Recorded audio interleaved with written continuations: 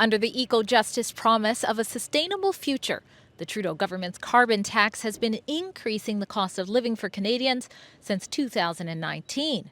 In British Columbia, the citizens here have been subjected to a carbon tax for even longer than that, since the BC Liberal Party, now renamed the BC United Party, implemented its own carbon tax on things like heating your home and driving your cars back in 2008.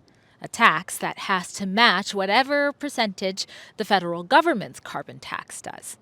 That's why when I heard that on April 2024, the same day the federal carbon tax has been increased by a whopping 23%, that the federal leader of the opposition, Pierre Poilievre, would be doing an Axe the Tax press release in British Columbia, I knew I had to ask him if he's willing to take his initiative to axe the carbon tax a step further toward ending net zero madness in Canada by withdrawing the country from the United Nations Paris Accord agreement. Mr. Poilievre says it's going to be a carbon tax election, and our EP and our premier here, David Eby, failed to join the other premiers in fighting against the increase. What do you think of that? I think he's not going to get my vote, most certainly. Drea Humphrey here with Rebel News, standing at a gas and go in Nanaimo, British Columbia. It's the fitting location where Conservative Party leader Pierre Poilievre just did an Axe the Tax press conference to earn the trust of British Columbians who will be casting their vote in what he refers to as the upcoming carbon tax election. There will be a carbon tax election with a very clear choice between Trudeau, a costly coalition of Trudeau and the NDP, who tax your food, punish your work, take your money, double your housing costs, and unleash crime and chaos in your community, or common sense Conservatives, who axe the tax, build the homes, fix the budget, and stop the crime. For months, Poilievre has made it clear that if his party forms government, he will be axing the Trudeau government's carbon tax. And he even spearheaded an initiative to try and spike Trudeau's carbon tax hike, which was implemented today, April 1st, and works out to be $65 to $80 per ton, by inviting premiers to join the fight, 7 of which joined and took him up on the offer. But not BC's Premier David Eby, the ruler of the land with the highest gas taxes, and the government who collects millions in carbon taxes, which they say goes towards rebates and green initiatives. No, instead, Eby mocked Poilievre's invitation. I don't live in the Pierre Poilievre campaign office and baloney factory. I live in British Columbia. I'm the Premier. Decisions have consequences. And I know that Mr. Poilievre knows that his suggestion would leave less money for British Columbians. But nevertheless, as Rebel News covered for you extensively at our special website called stopthecarbontax.com, that didn't stop many British Columbians from hitting the street to demand the tax be axed. Nor did it stop Poilievre from coming here to spread his promise to do so if he gets into power. It is a combined tax imposed by Trudeau in Ottawa, but happily administered by the NDP government of David Eby here in British Columbia. My friends, the good news is life was not like this before Trudeau, and it won't be like this after he's gone.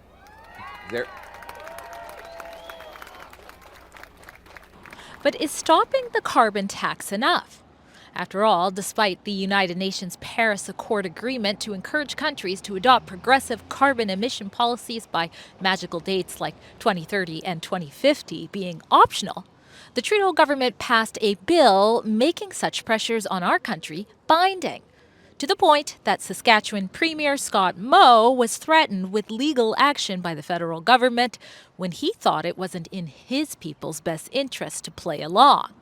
So if Poilievre successfully gives Trudeau the boot in next year's election, will he give the agreement the boot too? I asked that question, and here's how he answered. Drea Humphrey with Rebel News. You've made it very clear if you form government, you will axe the carbon tax. But will you also withdraw us from the underlying United Nations Paris Accord agreement, which allows us to be unfairly taxed on our emissions while giving China a pass? Well, We will not be unfairly taxed on our emissions, and I will not give China or any other country a pass. We will reduce emissions and costs, but our approach is completely different than Trudeau's. His approach is taxes, mine is technology. His approach is to raise the cost of traditional energy that we still need. My approach is to lower the cost of alternatives. His approach is to put up stop signs in front of our workers. My approach is to green light green projects. We need a massive abundance of clean, green, emissions-free energy by giving fast permits and responsible permits for hydro dams, nuclear power, carbon capture and storage, offshore tidal wave power. These are the kinds of power sources that I will bring home by granting quick but responsible approval so that they can go ahead. That will mean abundant, affordable, clean energy that brings down emissions and the cost of living. Trudeau wants to drive production to dirty dictatorships. I want to bring it home, powerful paychecks for our people. Thank you. Thank you. Next question. Did you hear an answer to my question? Neither did I. It's a shame that he played defense and did some dodging of the ball there about the agreement, especially since there's some compelling argument to be had that achieving these net zero targets is unattainable without great consequences to our country. The Paris Agreement is not legally binding. It's a voluntary agreement. And unfortunately, the Canadian federal government, the Liberal government, implemented Bill C-12, which makes it mandatory that we meet Paris targets. Now, these net zero targets are impossible to meet. We just posted something on our blog called Getting to Net Zero, which actually shows from a left-leaning organization, the Canadian Centre for Policy Alternatives. It shows that we cannot meet net zero targets in Canada without degrowth and economic deprivation for a quarter of a century. So that would be disastrous. So in fact, all we have to do is repeal this accountability bill, Bill C-12, that the Liberals imposed. Unfortunately, there was no opportunity for a follow-up question for any of the journalists at the press conference. So after it ended, I decided to ask some of the people questions about their thoughts of what they saw. This is Martin, born and raised here on Vancouver Island. What brought you here to this press conference?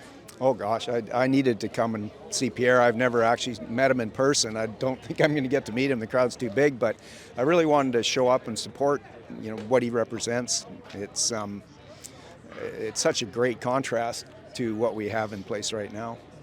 He spoke about things like crime happening, but the big focus here today was the message about the carbon tax. What's your thoughts on that?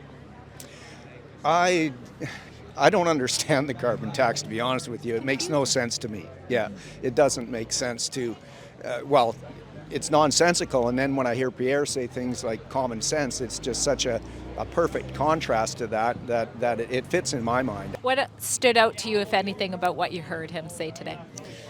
He likes to use the common sense approach a lot, and that's something that specifically stands out to me because I feel that the majority of the politicians have become out of touch with their constituents here, and especially in the island. I feel like it's even more said because we don't have a very big conservative following here. So, I'd say the common sense approach is, just his catchphrases along with that tax. So that sticks with me real good.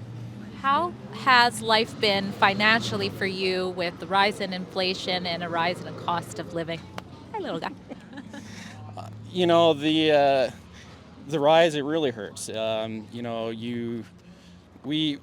trying to take a more homesteading approach to how we live. We have some chickens for our food security and everything. So we're in a little bit of different situation than a lot of other people. But personally, I know every time I go to the gas station, I'm feeling the hit. And when we do go to the grocery store, a lot of the things that just even a year ago were doubled, tripled in price, and it's really affecting people, especially in my age group. I'm mid-30s, and I know a lot of people who I'm friends with are struggling very well, and they all have good paying jobs. So there's nothing more that can be done until we get some politicians that want to correct what's happened to our country. So, what did you make of the message that he had about the carbon tax, given that today is the day that it spiked?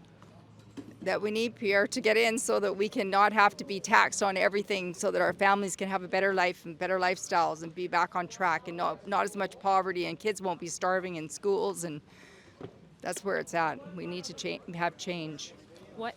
How has life changed on the island when it comes to cost of living over the last couple of years? You just got to go to the grocery store and take a look at a head of lettuce, for instance. I mean, it's $6.99, and and everything else has gone up. I mean, people can't even afford to live or pay their hydro bills anymore, and the Trudeau government's putting on a higher carbon tax, which is the main driver of inflation because it's making fuel go up, thus everything else, right? So certainly not something that we need right now.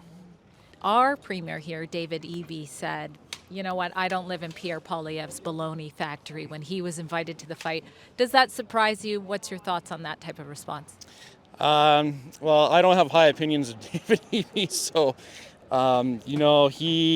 he got a taste of the money train that, the carbon tax that BC's been taking off of us for a while now. So for him to laugh at, axing the tax really just shows volumes that, he's in it more for the financial gain to go on with his pet projects than he is to look after the people that voted for him or those that didn't. Now, I did ask a question.